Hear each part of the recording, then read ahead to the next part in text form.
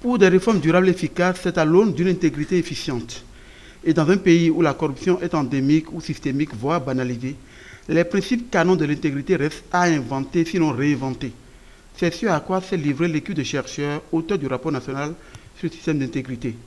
4 mois ont suffi pour identifier les 13 piliers au statut des questions de lutte contre l'impunité, de lutte contre la corruption et de bonne gouvernance qui fondent le document.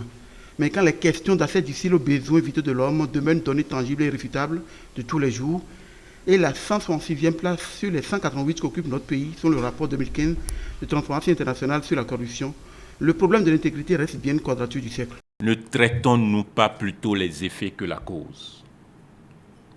Identifions-nous véritablement la cause ou les causes. Il faudrait que les recherches aboutissent à démontrer aux citoyens qu'il est possible d'être le plus riche du monde sans être corrompu. De dire aux commerçants qu'il est possible d'être parmi les plus fortunés du monde sans être corrompu.